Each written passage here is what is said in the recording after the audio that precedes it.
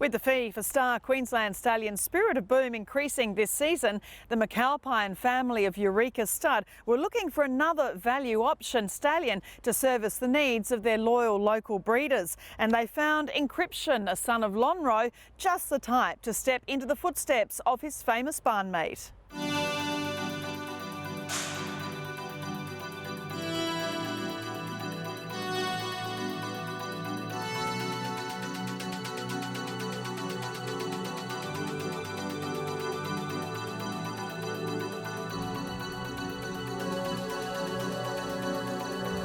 We've been going a fairly long time. I'm fourth generation here. And obviously, just with the developments of having Spirit of Boom here in the last few years, we've sort of gained a bit of momentum and, that's why we've sort of entered the market to find another stallion. Well, we saw Spirit of Boom, he was in his PJs last night. Yeah. We'll wait till Angus is back, your brother, because he obviously is his kind of guardian, I guess. But, it's been fantastic, the development that you can do here when you get such a successful stallion as Spirit of Boom. Yeah, exactly. Obviously, small farms like this, the stallion is sort of, what makes a farm. And so, obviously the prosperity of the farm sort of revolves around the success of the stallion at the time. And of course you've worked for Inglis, you've worked for Tattersalls before, you've done law, you've done business, you've done all those things. Tell me, how are you finding it back now on the family property? Yeah, it wasn't something I intended to do. I was pretty comfortable down in Sydney working for Inglis. It was a great job. I was auctioneering, travelling the country looking at all the different farms and yearlings. But I think just the magnitude of Spirit of Boom and what he did in his first crop meant that, I wanted to come home and be a part of it, and I was getting a bit of FOMO in Sydney watching it happen from afar. How did you sort of broker a deal to be able to stand Encryption at Eureka? Obviously we've been looking for a stallion for a while. With Spirit of Boom sort of elevating his fee from 10,000 to 50,000 last year, it sort of put out a lot of our own sort of farm clients. They were ready to go to another stallion. And we looked at a few options last year, but none really probably suited us to what we really wanted.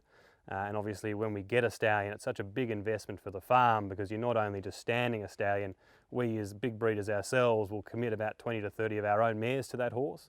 So really the fortunes of the farm and the brood mares are really tied to that new stallion that you get to the farm. So you've got to make sure you're sort of getting the right horse that you really believe in to stand. He's a 3-year-old straight off the track as we look at him now. I mean, he ran in the Stradbroke, so that's not many weeks ago too.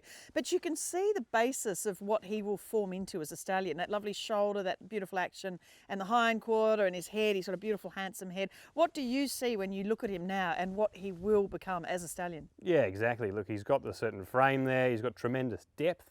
And obviously being by Lonhro, sometimes they can be a bit small, so we weren't sure what he was going to be, but look, he's got a great size, he's got a great temperament. If we're sort of using the model of what Spirit of Boom is and why he's been so successful, I think certainly temperament, looks, soundness, and early ability to be able to run as an early 2-year-old and train on, and this horse has all those aspects as well, so I think it's the real solid foundation to having a successful horse.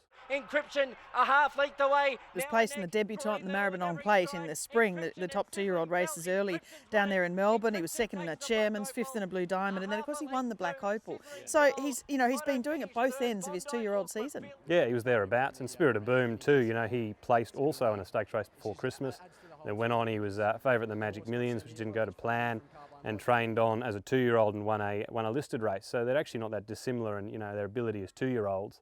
And I'm sure if Encryption had kept racing, he would have been a good shot at cracking his Group 1 further down the track. The Rondor, then Encryption. It's the Rondor taking the lead. Encryption's getting out and flashing over the top. And he wasn't far off in the size, the Champagne as well. He ran in all those good 2-year-old races, but he came back and won the Danehill Stakes. Now, That's become a very good colts race, hasn't it? Yeah, absolutely. I think, it takes a lot of ability to win down the Flemington Straight. It's a true test. And the thing about him that we also like, he's got such a tremendous turn of foot. With that win, he came from last, he weaved through them and shot straight past them, to show that true acceleration, which, Spirit of Boom again was quite similar, got back and sort of ran on, which I just think is a real true indicator of how much acceleration and speed they've got. Racing in the Stradbroke. And those run on horses, that's the problem, they always run into bad luck because they've got to overcome all the traffic in front of them. And Encryption, he ran into, a lot of traffic in the Stradbroke and probably didn't get to finish off as well as he could have.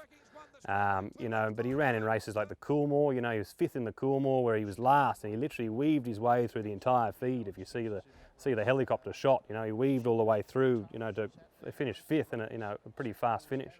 So he had the ability, but again, you know, when they get back so far and run on, you know, they always have to overcome a fair bit of adversity. I approached Vin probably back in February, so it was before he finished second in the Oakley Plate, and we sort of registered our interest and said, you know, look, he's a sort of horse we'd be quite keen to get a hold of if there's any chance. And he said, you know, send me a proposal. So while I was sending him a proposal, he ran in the Oakley Plate and finished second. And I thought, oh, we're probably no chance of getting him now. You know, he's really that far, you know, that close to winning a Group 1. But look, we just structured the deal with Godolphin and said, look, we're going to support this horse with everything we've got. You know, we're ready to do so. We've got the farm clients that are looking for a new stallion. And, you know, give us 4 years to make him. And if he makes it, well, you can have him back, and we still own a portion of him, and the breeding right holders still own their breeding rights. Guelph is over the top of them. It's probably one of the best families in Australia.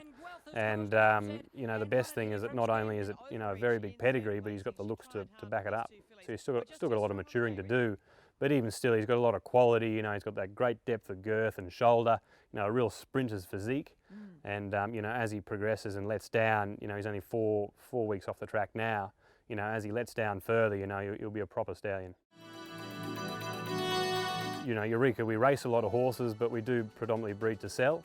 So at the end of the day, you need to be producing a product which they like in the yearling sale ring, you know, so it's very important to get a good looking horse and hope that they can stamp their stock. Yeah, well, best of luck with him, because I think, you know, obviously you're going to get a lot of interest from around Queensland and also interstate as well for Encryption. Yeah, thanks very much, Caroline. We're very excited about him.